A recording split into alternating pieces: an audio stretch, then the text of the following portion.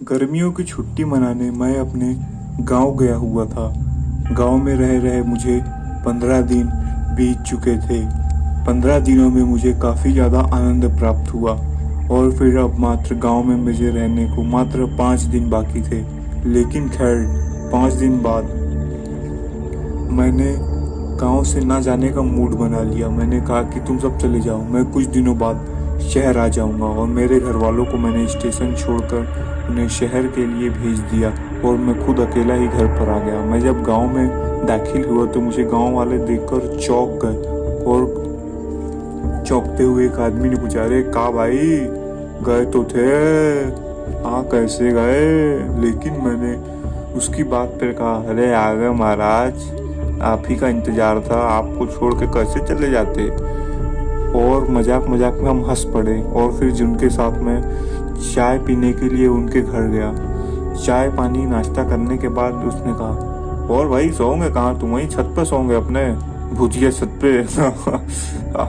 दोस्तों ये बात सुन के मुझे बिल्कुल हंसी नहीं आई थी, गुस्सा ही आया था। लेकिन फिर भी मैंने अपनी खोखली हंसी निकालते हुए हंस दी और मेरी खोखली हंसी को देखकर वो भी समझ गया कि ये हंसी खोखली है। और फिर मैं अपने घर की छत की ओर बढ़ चला। रात जैसे तैसे हो गई, मैं अब छत पर सोने चला गया। छत पर मैं लेटा लेटा आसमान के तारे गिन रहा था। क्योंकि मैं अकेला था तो पता नहीं और ना जाने मजा तो बिल्कुल भी नहीं आ रहा था। यूँ समझिए बोर सा हो चुका था, काफ़ी ज़्यादा मन उदास था, मूड पूरा ख़राब हो चुका था। क्योंकि मैं अकेला था, मुझे लगा नहीं था कि अकेले इतना बोर मारता है। मैंने तो मन बना लिया था कि अब कुछ भी हो जाए, अब तो मैं कल ही चल निकल जाऊंगा शहर। लेकिन दोस्तों फिर मैंने सोचा, लेकिन अगर मैं कल चला गया तो मेरे घर वाले में मजाक उड़ाएंगे। इसलिए मैंने कहा नहीं नहीं नहीं, अब 10 दिन का है तो हफ्ता भर बाद ही शहर का रुख करूँगा। ये बोलकर मैं छत ही पर सोया रहा और उसी तरीके से मैं छत पर लेटा रहा और आसमान में जितने भी तारे टिमटिमा रहे थे उन्हें देख रहा था। उन्हें देखते देखते मुझे नींद आ गई और मैं सो गया लगभग। लेकिन रात के 1 बजे मेरी आँख खुली। आँख खुलते ही मैंने अपनी दाईं ओर देखा जहाँ मेरी नज़र पड़ी थी और मैंने वहाँ देखा कि एक कुत्ता वहाँ बैठे हाँफे जा रहा है काफ़ी ज़ोर ज़ोर से। उसकी वो हाँफती हुई हरकतें देखकर मेरा डर के मारे हालत गीली थी।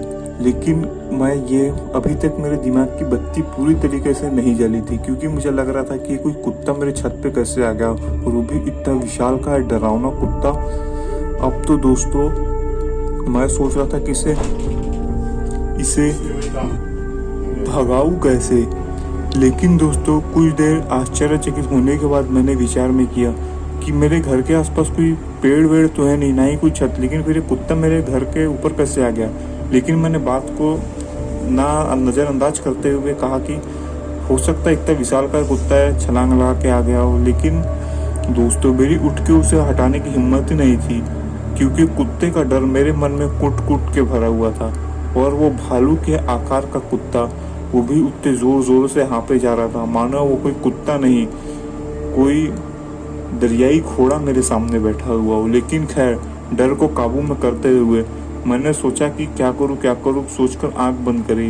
आंख बंद करते ही मुझे नींद भी आ गई और खैर वो मुझे नींद तो आ गई, लेकिन मैं सो गया। लेकिन दोस्तों जैसे ही मैं सोया तो मुझे कुछ देर बाद ही नींद टूट गई, क्योंकि मेरे घर के आसपास नीचे लगभग गांव के अगल बगल के सारे गांव के कुत्ते आके खड़े होकर जोर जोर से भौंके जा रहे थे, अपनी डरावनी आवाज में रोए जा रहे थे। सियार की रोने की आवाज,